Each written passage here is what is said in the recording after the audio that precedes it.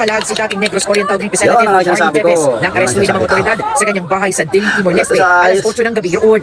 Bakit kayo mayakap sa abogado mo? Pagkakayakap sa kanya, kasama rin kinuha ng mga kawali ng Timor-Leste Ba't kayo Immigration mayakap? Police. Para ka namang Nananatili bata. sila ngayon sa Ministry of Dati Interior doon. panahunan mo nung nasa kapangyarihan, ang tapang-tapang. Tapos ngayon, para ng bata yung mayakap, umiyak pa. Yan ang sinasabi ko. Tapos pag panahon ng halalan, humingi kayo ng suporta ng mga butante. Kinukumbinsin ninyo, ang galing yung magsalita. Hindi naman lahat, ha? Hindi naman lahat. Kumbaga meron lang, mangilan-ngilan lang.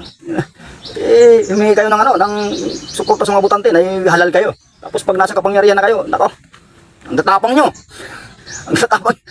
Tapos, kung may mga asunto sa inyo na ganito, kung halimbawa gagawa man kayo ng kasalanan, umiis ka po. Tapos sabihin na ginigipit, hinaharas, o tapos hindi man lang patunayan sarili nila, wala silang kasalanan. Dakdak doon sa mga ibang ibayo. Pag tinakasan mo yung isang asunto sa iyo, hindi mo hinarap, malamang kasalanan ka. Pero kung hinarap mo yon para mapatunayan sarili mo na inosente ka, yun ang maganda. Harapin mo. Yun ang taong talagang may tapang. Diba? Kung halimbawa may problema ka, harapin mo yung problema mo. Hindi na yung tatakasan mo. Diba? Ganun yun. Ganun yung kasimple mo kasakal, diba?